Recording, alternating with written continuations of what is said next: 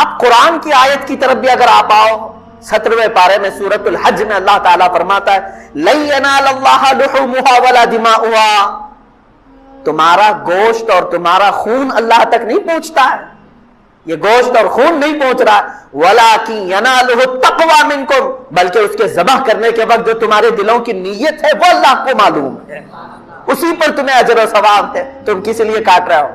گوشت کھانے کے لیے کاٹ رہے ہو یا اللہ کا تقرب حاصل کرنے کے لیے، اللہ کا قرب حاصل کرنے کے لیے؟ آپ سوچتے ہوں گے ایک جانور کو ذبح کر کے اللہ کا قرب کیسے حاصل ہوتا ہے، کیسے اس کے قریب ہوتا ہے آدمی ایک جانور کو کاٹنے؟ میرے عزیزو، یہ بھی میرے رب کا احسان ہے۔ کیا ہے جانتے ہیں؟ در حقیقت قربانی تو اپنی جان کی ہونی چاہیے تھی۔ اللہ تبارک و تعالیٰ چاہتا تو تم سے یہ فرماتا، جیسے حضرت ابراہیم علیہ السلام سے مانگا اس نے، اللہ تبارک و تعالیٰ نے فرمایا کہ اے ابراہیم اپنے بیٹے کو ذبح کرو۔ حکم تو یہ ہو سکتا تھا کہ اے امت مصطفیٰ کے مسلمانوں، تم اتنے سال جیو، 25 سال کی عمر ہو جائے تو آؤ اپنی گردن دے دو، 40 سال کی عمر ہو گئی ہے تو آؤ قربان گاہ میں اپنے آپ کو کٹوا دو۔ کہیں یہ حکم نہیں فرمایا، بلکہ حقیقی قربانی جو ہے وہ اپنی جان کی تھی۔ اللہ تبارک و تعالیٰ نے جیسے اپنے نبی کے لیے دمبا بھیجا جنت سے، وہ تو صرف ان کا امتحان تھا، اسماعیل علیہ السلام کو کاٹا تو نہیں گیا، ان کے بدلے میں بکرا کاٹا گیا۔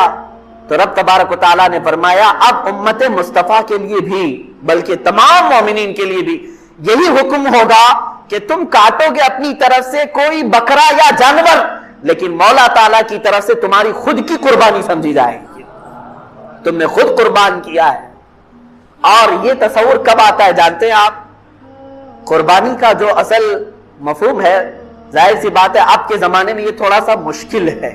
جیسے ہم حصوں والی قربانی لیتے ہیں، ہمارا بیل کہاں کٹا ہم کو پتہ ہی نہیں چلتا ہے۔ اصل جو قربانی ہوتی تھی وہ ہمارے اپنے پالے ہوئے جانوروں کی ہوتی، یا ذبح کرنے سے چند دن پہلے لائے جاتے تھے۔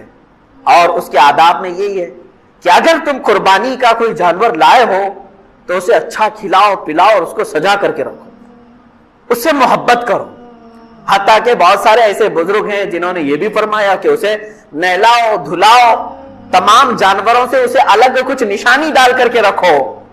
اور پہلے کے دور میں ہار پہنائے جاتے تھے ان جانوروں، ان کو الگ رکھا جاتا تھا اور سارے لوگ جانتے تھے کہ یہ قربانی کا جانور ہے، ہار پہنا کر کے انہیں الگ رکھا جاتا تھا۔ اسی سے قلادہ ہے، جیسے عرب میں بھی حج کے لیے جب صحابہ آتے تھے تو ہار پہنا کر کے جانوروں کو قربان گاہ لاتے تھے مینا میں۔ ان جانوروں کے ساتھ یہ سلوک کیوں کرایا گیا؟ انہیں صبح شام دوپہر ان کے کھانے پانی کو دیکھو، ان کے اوپر تم ہاتھ پھراؤ۔ دو باتیں، ایک تو میرے آقا صلی اللہ علیہ وسلم فرماتے ہیں قیامت کے دن یہ جانور اپنے سینگ، اپنے کھر، اپنے گوشت، اپنی کھال کے ساتھ آئے گا، ان تمام چیزوں کے ساتھ آئے گا، اور رب تعالیٰ سے فرمائے گا اے مولا تیرا قرب حاصل کرنے کے لیے اس نے مجھے تیرے دربار میں ذبح کیا، اے کریم خدا اب اسے جہنم کی آگ سے تو حرام فرما دے۔ مولا اس جانور کی اس بات پر تم پر سے جہنم کی دوزخ کی آگ کو حرام فرما دیتا ہے۔ یہ بھی حدیث پاک میں ہے کہ یہ جانور تمہاری سفارش کے لیے آئے گا، پہلا یہ۔ دوسری بات یہ ہے کہ جب تم پالتے ہو، اسے پانی پلایا، اسے کھانا کھلایا، اسے سجایا، اسے ہار پہنایا، اور ظاہر سی بات ہے جب کسی سے محبت ہوتی ہے تو اس پر چھری چلانا معمولی بات نہیں ہے۔ اب یہی چیز دیکھی جاتی ہے ذی الحجہ کی 10ویں کو یا 11ویں کو یا 12ویں کو اپنے ہاتھ سے کھلائے ہوئے جانور کو، اپنے ہاتھ سے پلائے ہوئے جانور کو، اپنے ہاتھ سے اسے پھول پہنائے تھے، نہلائے دھلائے تھے، جب چھری چلا رہے ہو تو در حقیقت تم اپنی خواہشات پر چھری پھرا رہے ہو۔ اور یہی رب تعالیٰ کی بارگاہ میں قبول ہے کہ تمہارا تقوی دیکھا جائے گا۔ اللہ قرآن میں فرماتا ہے لن تنالوا البر حتى تنفقوا مما تحبون، اس وقت تک تم بڑی کامیابی نہیں حاصل کر سکتے جب تک اپنی محبوب چیز کو اللہ کی بارگاہ میں قربان نہیں کرتے، اپنی پسندیدہ چیز کو جب تک قربان نہیں کرتے۔ اسی لیے جانوروں کے ساتھ انسیت ہونا چاہیے۔ آج کے حالات میں یہ سب کے اوپر پابندی نہیں کہہ رہا ہوں، لاگو نہیں کر رہا ہوں، میں تو اس کی حکمتیں بتا رہا ہوں۔ جس کے لیے ممکن ہے وہ کرے، اور جس کے لیے ممکن نہیں ہے ظاہر سی بات ہے وہ دور دراز میں بھی قربانیاں کرتے ہیں، وہ جائز ہے۔ مثال کے طور پر یہاں بیٹھ کر کے اگر کوئی مکہ مکرمہ میں قربانی کا اپنے کسی وکیل کو بنایا ہے، وہاں اگر اس نے قربانی کیا تو تمہاری قربانی ہو جائے گی۔ آپ امریکہ میں کریں، انگلینڈ میں کریں، پوری دنیا کے کسی بھی میدان میں کریں، ان دنوں میں اگر قربانی کیا آپ کی جانب سے تو قربانی ہو جاتی ہے، لیکن جو حکمتیں ہیں وہ اپنے پالے ہوئے جانور کے ساتھ اس کی زیادہ ہیں، کیونکہ اس وقت آپ کی خواہشات کو آپ ذبح کر رہے ہیں۔ اور ایک بات یاد رکھیں، اللہ تبارک و تعالیٰ نے حضرت ابراہیم علیہ السلام کو بھی کچھ ذبح کرنے کا حکم فرمایا تھا۔ آپ کو معلوم ہوگا 3 پارے کی تفسیر میں یہ موجود ہے کہ آپ نے پوچھا اللہ تعالیٰ سے، اے مولا کیا تو موت کے بعد دوبارہ زندہ کرتا ہے؟ رب تعالیٰ نے فرمایا ابراہیم کیا تمہیں یقین نہیں ہے میرے زندہ کرنے پر میں دوبارہ اٹھاتا ہوں؟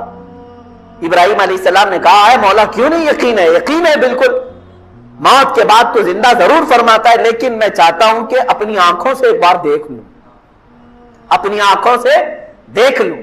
یہ قرآن کی آیت ہے، وَإِذْ قَالَ إِبْرَاهِيمُ رَبِّ أَرِنِي كَيْفَ تُحْيِي الْمَوْتَى قَالَ أَوَلَمْ تُؤْمِنْ قَالَ بَلَىٰ وَلَٰكِن لِيَطْمَئِنَّ قَلْبِي۔ مولا اس لیے میں عرض کر رہا ہوں کہ میرے دل کو اطمینان ہو جائے، ایک بار دیکھ۔ اللہ نے فرمایا ٹھیک ہے، تمہیں دکھایا جائے گا کہ مردوں کو زندہ کیسے کیا جاتا ہے۔ فَخُذْ أَرْبَعَةً مِّنَ الطَّيْرِ، تم 4 پرندے لے لو۔ رب تعالیٰ نے کیا فرمایا؟ 4 پرندے لے لو، انہیں ذبح کرو اور ذبح کر کے ان کے پورے گوشت کا قیمہ بناؤ۔ 4 الگ الگ قسم کے پرندے ہیں، ان کا گوشت پورا مکس کر کے قیمہ بنایا، اس کے 4 حصے کیے الگ سے، سب مکس تھا، اور حکم ہوا کہ 4 پہاڑوں پر تھوڑا تھوڑا سا گوشت رکھ کر کے آؤ، اور پھر زمین پر آ کر وہ 4 پرندوں کے منہ، ان کے سر اپنے پاس رکھو اور آواز دو ان پرندوں کو۔ ابراہیم علیہ السلام نے ہر پرندے کا نام لے کر کے آواز دی۔ اب ہوا یہ کہ ان کی آنکھوں نے دیکھا وہ گوشت جو قیمہ بن چکا تھا وہ ہوا میں اڑنے لگا، جس پرندے کا جو گوشت تھا وہ اپنے اپنے جسموں میں ملنے لگا، اور بغیر سر کے بغیر منہ کے وہ پرندے فقط اپنے جسم کے ساتھ اڑتے ہوئے آئے، اور ابراہیم علیہ السلام کے پاس جو سر رکھے ہوئے تھے وہ جسموں کے ساتھ جڑ گئے اور پورے پرندے ہو کر اڑ گئے۔ یہ واقعہ کوئی ہماری کہانی نہیں ہے، یہ قرآن کا واقعہ ہے، قرآن کہہ رہا ہے۔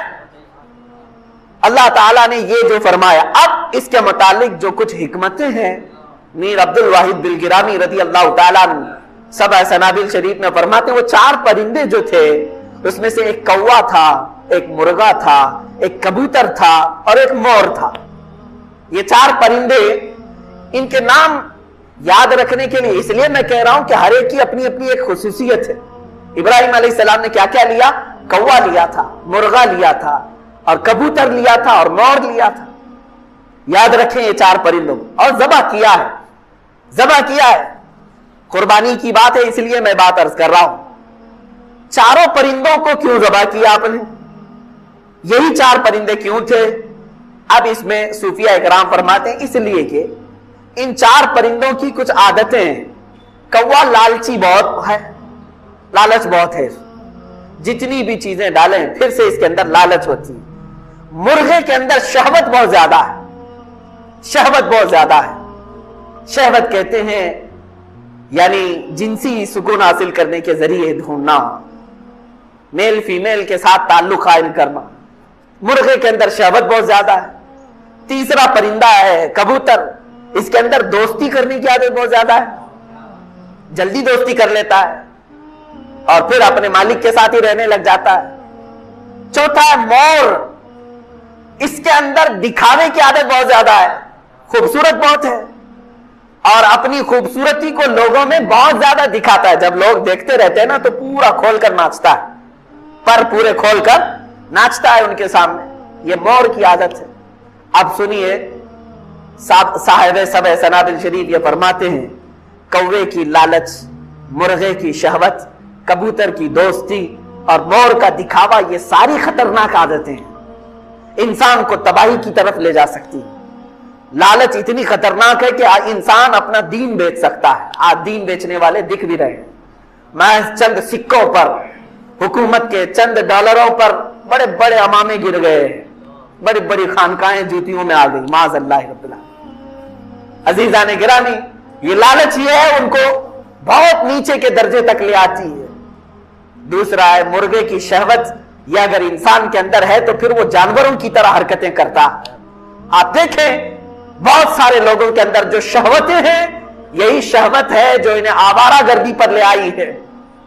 आंखें सलामत नहीं है, दिन रात गुनाह करने की ख्वाहिश, ये शहवत ही का तो मादा है। एक नौजवान अगर ये समझता है कि एक लड़की को हासिल कर लेना ही मेरी जिंदगी का कुल मकसद है, तो गया कि वो अपनी पूरी जिंदगी को ही समझ नहीं सका। मौला ने तुझे किस लिए पैदा किया था और तू क्या बना रखा है। शहवत कितनी देर की होती है? थोड़े से चंद मिनटों की होती है। जब वो शहवत खत्म होती है तो फिर उसका सारा सुकून गारत, फिर दूसरी मर्तबा वो काम करने की ख्वाहिश जब तक नहीं आती तब तक ठंडा है। इसी में वो अपनी जिस्म को, अपनी रूह को, अपने ईमान को तबाह बर्बाद करता है, शहवत। तीसरी चीज दोस्ती। साहब फतहुल बारी अल्लामा इब्ने हजर अस्कलानी रहमतुल्लाह तआला अलैह ने अपनी किताब की शुरू में ही लिखा है, मेरे मुर्शिद गिरामी हुजूर ताजुश शरिया रहमतुल्लाह तआला अलैह मिस्र जाने के वक्त मुझे सबसे पहली चीज ये नसीहत किए थे। कहा था कि तुम पढ़ने में ठीक हो, अच्छे हो, सारी चीजें हैं, लेकिन वहां जाने के बाद अगर तुम्हारे लिए सबसे बड़ा कोई जहर है तो दोस्ती है। दोस्ती से बचो। आप ये समझते होंगे कि दोस्त नहीं बनाना चाहिए, दोस्त बनाओ, लेकिन तुम्हें पता ही नहीं है कि दोस्त होता कौन है। वो किसी और टॉपिक पे अर्ज करूंगा। कुरान कहता है या वैलता लैतनी लम अत्तखिज़ फुलानन खलीला, कयामत के दिन बहुत सारे लोग ऐसे होंगे जिनको जहन्नम की तरफ सिर्फ इसलिए ले जाया जा रहा होगा कि उनकी दोस्ती बुरी थी। 19वें पारे की शुरू की आयतें हैं। वो कहेगा आए काश मैं फलां को दोस्त नहीं बनाया होता तो कितना अच्छा होता। उसकी दोस्ती तुम्हें ले जा रही होगी, फकत दोस्ती किया था बस। याद रखें, आप कोयले की दुकान पर जाके आए हैं, काम नहीं किए, कपड़े फिर भी काले होंगे। आप इत्र की दुकान में जाके आए हैं, लगाए नहीं, फिर भी खुशबू आती है। यह सोहबत का असर है। दोस्त चुनना सबके बस की बात नहीं कि किसको दोस्त बनाए। दोस्त वो है जो तुम अल्लाह को भूल जाओ तो वो याद दिला दे। दोस्त वो है जो तुम जहन्नम के रास्ते पर जा रहे हो तो पकड़ के वो जन्नत के रास्ते पे लाए। वरना दोस्ती क्या है? खाने पीने मौज मस्ती करने का नाम दोस्ती थोड़ी ना है। वो तो शैतान है जो लगे हुए हैं आसपास। तुम्हारे माल की दोस्ती करने वाले हजारों हैं, तुम्हारे मर्तबे की दोस्ती करने वाले हजारों हैं। समझ में आएगा उस दिन जब तुम्हारा माल खत्म हो जाए और तुम्हारा मर्तबा खत्म हो जाए, तुम्हारी ताकत। हमने देखा है ऐसे भी जवान को जिसके इर्द गिर्द हमेशा 10-15 नौजवान मंडलाते रहते थे, कब आ रहा है फलां, कब आ रहा है, उसके इंतजार में अचानक एक्सीडेंट हो गया, कोमा में पड़ा हुआ व्यक्ति। कितने दिन देखेंगे? एक दिन बहुत गम किया दोस्तों ने, जाहिर सी बात है एटीएम ही चला गया है जो इन पर खर्च करता था। वो बीमार पड़ा रहा 1-2 साल नहीं, 3 साल, 4 साल, 5 साल। अजीजान गिरामी, ये उत्तर प्रदेश की बात मैं बता रहा हूं। वहां पर आज भी वो नौजवान उसी तरह से पड़ा हुआ है और कोई दोस्त आसपास नहीं। कहां चले गए सब? इसलिए कि दोस्ती वो माल की थी, दोस्ती वो उसके ताकत की थी, दोस्ती वो उसके मकाम मर्तबे की थी। तुम्हारी रूह के साथ अगर कोई दोस्ती किया होता तो वो तो तुम्हारी कब्र पर भी बैठा होता। यहां तो दफन करने के बाद 5 मिनट कोई रुकने को तैयार नहीं। वही दोस्त जिनके लिए हम अपने माँ बाप को छोड़कर बाहर निकल आते हैं, वो हमारे कफन पर मिट्टी डालकर चले निकल पड़े। दोस्ती वो नहीं है मेरे अजीजों। दोस्ती वो है जो सिद्दीक़ अकबर ने मेरे आका के साथ निभाई, रसूल करीम सल्लल्लाहु तआला अलैहि वसल्लम के साथ उन्होंने निभाई, कि उनके मिशन को लेकर के जो आगे बढ़े, हर दर्द में, हर दुख में। दोस्ती वो है जो सैयदा खदीजतुल कुबरा रज़ियल्लाहु तआला अन्हा ने रसूल करीम सल्लल्लाहु अलैहि वसल्लम के साथ निभाई। बहरहाल आम दोस्ती जो है ये खतरनाक है। मैं तो नौजवानों से कहूंगा, तुम्हें अक्सर गुमराह करने वाले दोस्त होते हैं, इनसे बचो, इनसे बचो। लेकिन दुनिया ये चाहती है कि तुम्हारे फ्रेंड लिस्ट जितनी है, फ्रेंड्स की लिस्ट कितनी है, उतने तुमको बड़ा समझा जाता है। फेसबुक पे देखो, फलां जगह पर देखो, लोग दोस्तों की तादाद बढ़ाने में बहुत मसरूफ है। मेरी फ्रेंड्स लिस्ट इतनी बड़ी है, इतनी बड़ी है, तो ये मालूम नहीं ये सब हिलाकत की तरफ ले जा रहे हैं। दोस्ती ये खतरनाक है। मैं किसी और मौके पर अर्ज करूं, और मोर की जो आदत है वो दिखावा, खूबसूरती का दिखावा, ये भी इतनी खतरनाक आदत है कि सारे आमाल उसके जाया हो जाते हैं। इसलिए कि اللہ کے نبی صلی اللہ علیہ وسلم نے فرمایا ایک شرک ہے اللہ کے ساتھ دوسرا خدا مان لینا، اس کو کہتے ہیں شرک اکبر، اور ایک ہے شرک خفی، اگر کوئی کام تم نے دکھاوے کے لیے کیا تو یہ بھی شرک خفی ہے، گویا کہ تم خود خدا بننے کی کوشش کر رہے ہو۔ معاذ اللہ رب العالمین۔ تکبر اور ریاکاری، دکھاوا، یہ چیزیں بہت ہی خطرناک ہیں۔ اب سمجھ کر کے چلیے، ابراہیم علیہ السلام نے جب وہ 4 پرندوں کو ذبح کیا، واقعہ ذہن میں ہے، 4 پرندوں کو ذبح کیا اور ان کے گوشت کا قیمہ بنایا، پھر اس کے بعد الگ الگ رکھا، پھر اس کے بعد آواز دی تو وہ پرندے زندہ ہو کر کے آ گئے۔ انہوں نے وہاں کیا دیکھا؟ مرے ہوئے، کٹے ہوئے، ٹکڑے ہوئے پرندوں کا دوبارہ زندہ ہونا دیکھا کہ نہیں دیکھا؟ یہ کیسے دیکھا؟ صوفیاء کرام فرماتے ہیں در حقیقت وہ مرغا ذبح ہوا تھا سامنے، ظاہری طور پر کوا ذبح ہوا تھا، ظاہری طور پر کبوتر اور مور ذبح ہوئے تھے، لیکن حقیقت میں وہاں پر شہوت ذبح ہوئی تھی، حقیقت میں وہاں لالچ ذبح ہوئی تھی، حقیقت میں وہاں خراب دوستی ذبح ہوئی تھی، حقیقت میں وہاں ریاکاری اور دکھاوا ذبح ہوا تھا۔ جب یہ 4 چیزیں بندہ ذبح کر لیتا ہے تو ہر مردہ چیز کو زندہ ہوتے ہوئے بھی دیکھ لیتا ہے، اس کے لیے حکمتیں ہیں۔ آج تم ان چیزوں کو ذبح کرو، اسی لیے حکم بھی یہی ہے۔ اب حج کے موقع پر بھی جب بندہ وہاں پر مینا میں کنکریاں مارتا ہے، رجم کرتا ہے، وہاں کون سا شیطان ہے؟ کیا سینگ لگا ہوا کوئی بڑا شیطان کھڑا ہے؟ وہاں تو پتھروں کے پلر ہیں اور چھوٹی کنکریاں ہیں آپ کے ہاتھ میں، جب آپ مارتے ہیں تو پلر کو مار رہے ہیں، حقیقت میں یہ نہیں ہے میرے عزیزوں، وہ تو ایک سنت تمہارے سے کرائی جا رہی ہے۔ حکم یہی ہے کہ جب بندہ وہاں پر کنکری مارے تو یہ تصور کے ساتھ مارے کہ میرے اندر جو شیطان ہے میں اسے مار رہا ہوں، جو ہمہ وقت مجھے یاد خدا سے غافل کرنے کی کوشش کرتا ہے میں اسے کنکری مار رہا ہوں۔ انشاءاللہ العزیز اگر تمہاری کنکری قبول ہوئی اور نیت قبول ہوئی تو مولا پوری زندگی بھر شیطان کے وسوسوں سے بچا لیتا ہے۔ تم نے مار دیا وہاں پر۔ اسی طرح قربانی کرنے کے وقت، چھری چلانے کے وقت نیت یہ کر لیا کہ اے مولا میرے اندر جتنی خرافات ہے آج کی عید الاضحیٰ میں سب ذبح کر رہا ہوں، میں ذبح کر رہا ہوں۔ اگر تمہاری نیت صادق ہوئی انشاءاللہ العزیز اس کے بعد تم دیکھو گے وہ بری حرکتیں تمہارے اندر نہیں آئیں گے۔ قربانی کا اصل مفہوم یہ ہے، قربانی کا اصل مقصد یہ ہے کہ اپنے اندر کی جتنی خرافات ہے انہیں ذبح کر۔ ظاہر سی بات ہے سامنے ایک جانور ہے، جانور کو تو ہم ذبح کر رہے ہیں، لیکن قرآن نے کیا کہا؟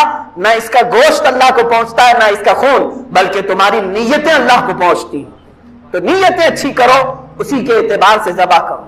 اے میرے عزیزو، آج کے حالات میں یہ گفتگو ضرور کرنا چاہوں گا، عید الاضحیٰ ہو، عید الفطر ہو، قربانی ہو، یہ سب اسلام کے شعائر ہیں، اللہ کی نشانیاں، ان کو برقرار رکھو اور پوری آن شان بان کے ساتھ ادا کرو۔